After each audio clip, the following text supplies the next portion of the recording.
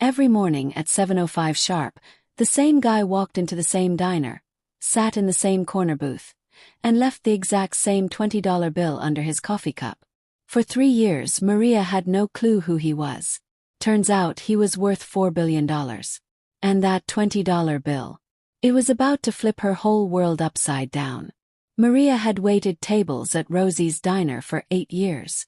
She knew every regular's order by heart. But this guy was different. Gray coat, rain or shine. Real newspaper folded once. Black coffee, 2 eggs, $20 on a $6 tab.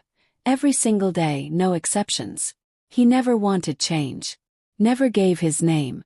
And every time she thanked him, he'd say the same 4 words. You earned it, Maria. Not keep the change.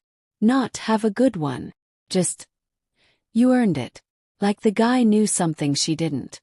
Then one Tuesday Maria's world caved in. Her son Eli had been sick for weeks. The kind of sick that comes with scary blood work and scarier doctors. She was working doubles, skipping meals, and had just pawned her grandma's ring to cover a copay. She was barely holding it together and everybody knew it. That morning, refilling his coffee, her hands shook so bad she spilled it everywhere. She braced for him to be annoyed. Instead, he set his paper down and said something he'd never said in 3 years. Sit down, Maria. Tell me what's wrong. So she did. She spilled the whole mess. No filter, no holding back. He didn't say much. He just grabbed a pen, wrote something on a napkin, folded it twice and slid it over. Don't open this till you're home. Trust me. Then he bounced, left without finishing his coffee, but the 20 was still under the cup, same as always. That night, Maria unfolded the napkin. It wasn't a note. It was a name, an address, and 4 words. Ask for Dr. Whitfield. Marcus sent you. Marcus. 3 years, and she'd never even known his name. She Googled him that night and about fell out of her chair. Marcus Cole, founder of a massive pediatric research foundation, net worth $4.3 billion. And Dr. Whitfield ran pediatric oncology at the top children's hospital in the state. The place had a 2-year wait list. Marcus didn't show up for 11 days straight. Maria started thinking she'd dreamed the whole thing. Then the call came. Eli got fast-tracked into a clinical trial, every cost covered, no strings attached. She showed up at the diner in tears, dying to know why. That's when Rosie, the owner, finally spilled the tea she'd been sitting on for years. 15 years earlier, Marcus's daughter had been treated at that same hospital, and she didn't make it.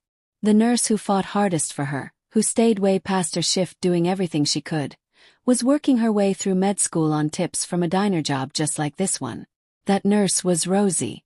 So when Rosie opened her own place, Marcus made himself a quiet promise. He'd sit in that corner booth every single day, watching for anyone carrying too much and saying nothing, anyone who reminded him of who Rosie used to be. Maria wasn't the first family he'd quietly saved.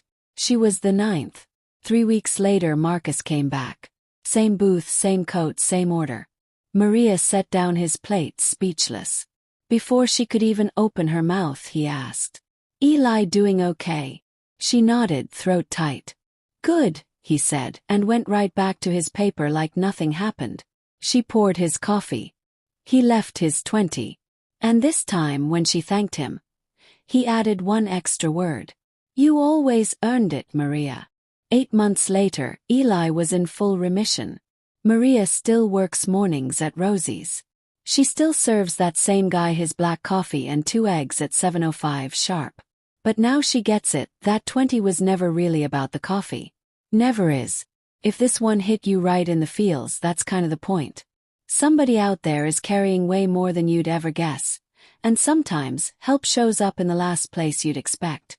Subscribe for more stories like this. And drop a comment. Ever had a total stranger show up for you at exactly the right time? See you in the next one.